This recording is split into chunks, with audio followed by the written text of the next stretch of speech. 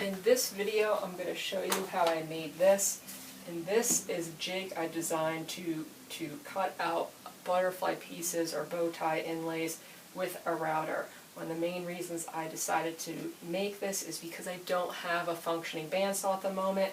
So cutting out the negative is not super difficult, but without a bandsaw, making the actual butterflies can be extremely time consuming and not very accurate. So by making this, I could do the entire thing with bushings and a router and get really accurate results. So the other reason I made this, because I know you can buy these and they're not super expensive, is I prefer this kind of long, skinny style. And a lot of the commercial ones are more of the shorter, fatter version, so you're a little bit limited by what is already provided for you. With this, because one of the sides goes up and down, and because these are also adjustable, you can get a multitude of sizes. So I'm going to show you how I made this, as well as how it works, because I cut at least 11 butterflies today with it. And I made this all with scrap in my shop. You can kind of see these small ones really blend in because they make a really accurate fit.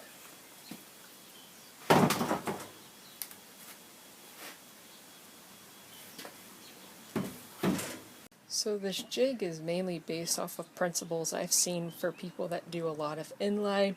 And I'll put a link to this chart so you can see it a little bit better. It printed out kind of small. But basically you use two different size bushings in order to create a positive and a negative that fit together perfectly.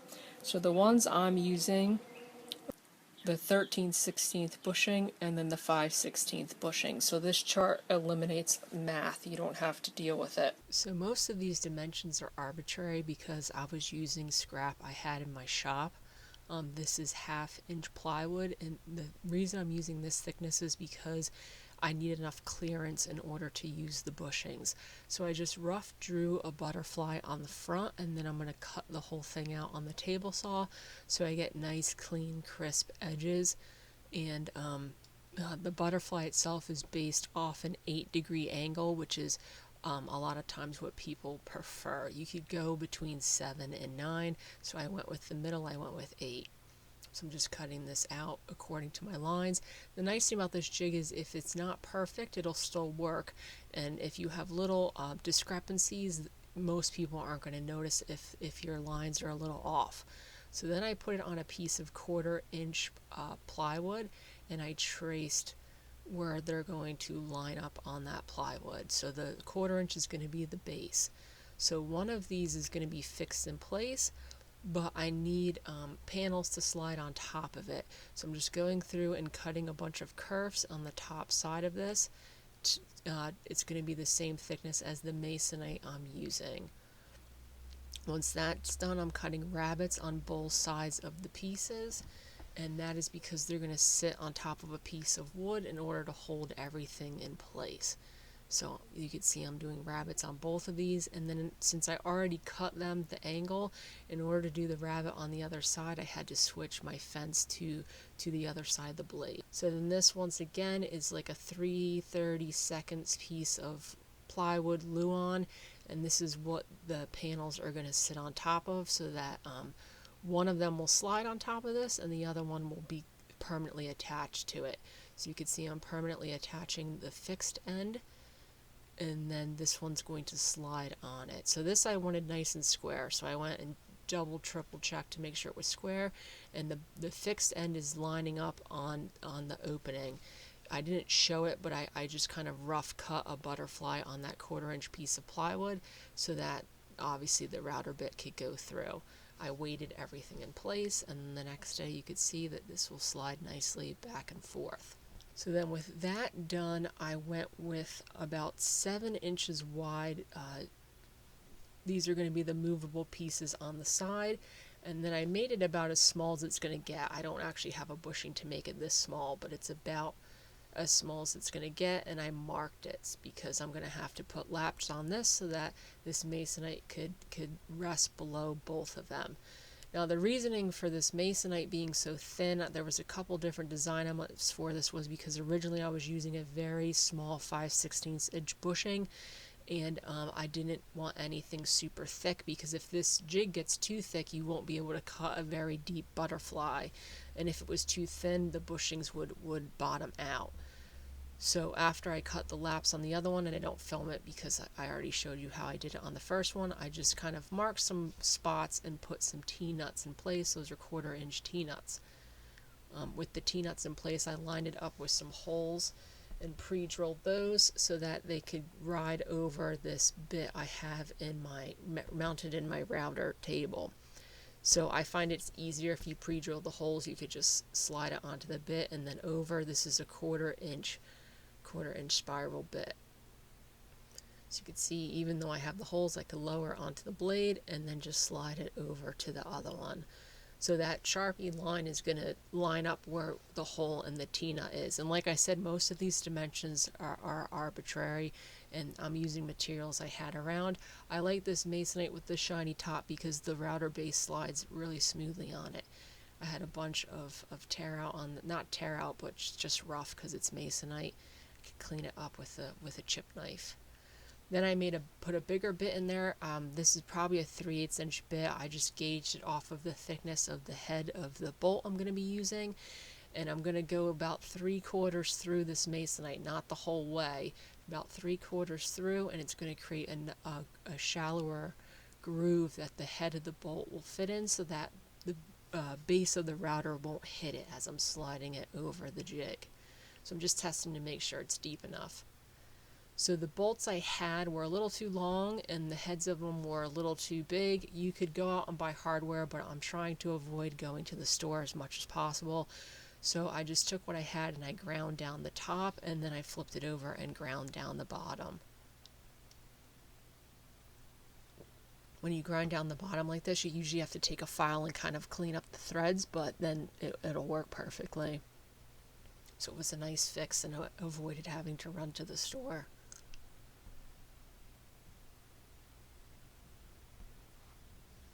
So now you can see it's flat on the top, flat on the bottom, and then this piece could slide. Now somewhere along the way, this one you could see I added a little shim on the bottom because it got off alignment.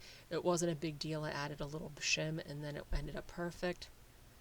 And then I had to take a little bit off the top just so that they were lined up. I did that instead of having to recut a whole nother piece.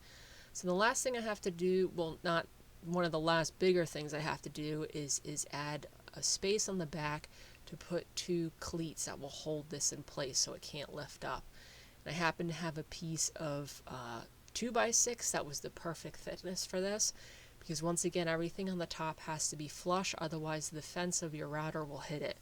So this was the same thickness, and I just cut a rabbet into the edge of it. None of these are set dimensions. It was about regular halfway through rabbets, and then that based all the other dimensions off of it. I put some wax on it, and then I could glue these in place, and these will sit on top of that top part that moves, and so this top part now can't lift off. I also made sure not to put them further past the 2 white pieces of Masonite, because if you do, then you won't be able to open them. So once those were in place, I just glued them on the piece. And I don't show this on camera, but I reinforced that joint with some screws. And then now that it's all together, I just went through and trimmed it down to size. So this is essentially the finished jig, and I'm ready to give this a try. You could see how these will slide back and forth, and I put these stops up against it so it should help with this twisting, because it's only held down by 1 point. And then I also put a screw up here. I didn't film this, and this is what's going to lock this in place when it's in. I also reinforced these with screws. I didn't film that as well.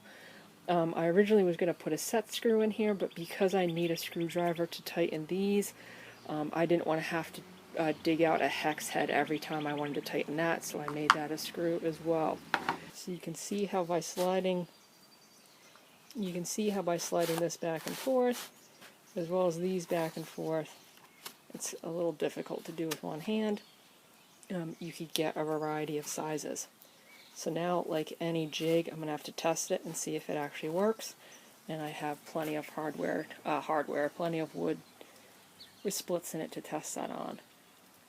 I have my 13/16 inch bushing in my DeWalt router, and this is the router I usually have in my router table, and that is 5/16. Now I actually had a 5/16 bushing at one point, which means I could just have changed these in and out, but this is what happens when you push the limits of tools.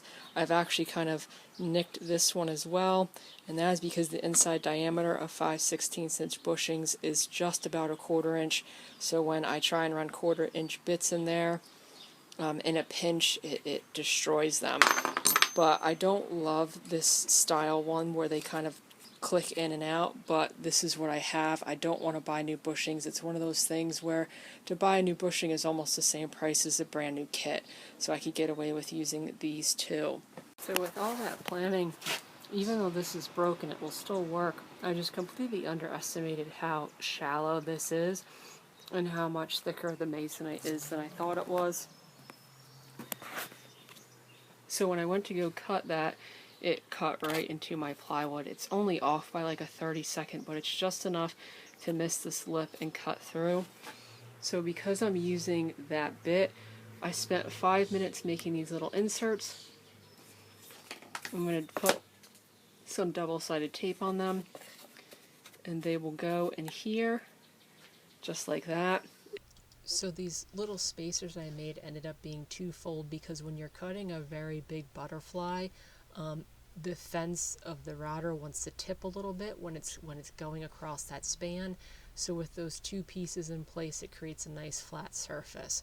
So that was kind of the first adjustment. You don't need these on the smaller ones with the big router base, but on the bigger one I'll probably keep these and use them, even though I ended up changing my bushing, as you'll see here pretty soon. But I'm going kind of slowly throughout this, and you can see though that it creates a nice symmetrical even cutout there. And then I just clean it. Instead of cleaning it all out with a router, I chose to clean it out with a chisel. And then I could take that piece, put it onto the positive, which I'm using is going to be oak, and it's old flooring that's kind of twisted, so that's what I'm using. And while I was cutting that, I completely messed up my 5/16 inch bit, as I won't learn my lesson. And what I did to work around that is the other two measurements you could use were a 7/16 and an 11/16, and I didn't have the 11/16, so I just took a 5/8 inch bushing, wrapped some electrical tape around it until it got to be about 11/16, and that's what I used for all of these butterflies. It worked out fine. I had it downsized to an 1/8 inch bit, but as you can see, once I did it, it worked out great. So I just keep those butterflies in the flooring, and then when it comes time to cut them, I just rip it down, and then I have my positive. So I didn't want these to stand out on this piece, so that's why I'm also using oak. So when there's a finish on here, they're going to be fairly hidden. But you could see that I have a bunch to do because this is older reclaimed lumber. And then once I went through and did all of one size, I would adjust the jig. It's super easy to adjust, and I could go through and use the rest. You could see when it gets smaller, you don't need any sort of shims, and it just cut really nice. So like I said, this is now with an 1/8 inch bit instead of the 1/4 inch bit. And since I'm using an 1/8 inch bit, the corners are pretty square. I just squared them up a little bit because I preferred the square corners versus rounding over the edges of the cutouts. And then they popped into place pretty easily. So once I got past that initial problem with the bushings, this worked out nicely. The double-sided tape I had wasn't great, so you could see I ended up using this pretty heavy piece of metal I have to hold everything together. I would also put it on the jig because the jig is nice and wide. Most of the time I'll be using this on tabletops and whatnot, so I didn't mind it being a little bit bigger. And then once I had this down pat, I went through and pre-cut that oak, so as I could go through, they would pop out without having to cut it on the table saw again. I like to put a little bit of glue in the bottom, but not enough that it creates a pocket and you can't force the butterfly all the way down. cover the edges, and then I could put these into place, and they're a really nice fit. So this is the aftermath of those bow ties. I cut 3 different sizes for this piece. I might still do a couple more, but for this video that's about it. You can see they're kind of scattered all over the place. Small ones, bigger ones, and most of these have ones on the back as well. I think I ended up cutting a total of 11. So all in all, I'm really happy with it. After the 11, it got really easy towards the end when I got a system set up. There's not a lot of wear and tear on the jig, which is nice. It's not like it's one of those jigs you make and you ruin it fairly quickly. The repetitiveness of it was really nice. Sometimes my jig would shift and I would kind of mess up one of my butterflies, but then I started using this heavy weight to hold this in place, and that worked a lot better, mainly because I don't have good double-sided tape. If you have good double-sided tape, it shouldn't be a problem. I wouldn't necessarily recommend making this for someone who just has a couple to do, but someone like me who does these fairly regularly, it's just going to be a huge time saver. And not going to lie, by hand I usually have little hairline cracks, and with this it fits in there pretty perfectly, and once I have the proper bushings, I think it's going to be even better. It was a very easy jig to make. You could easily make this in an hour or 2 and start using it.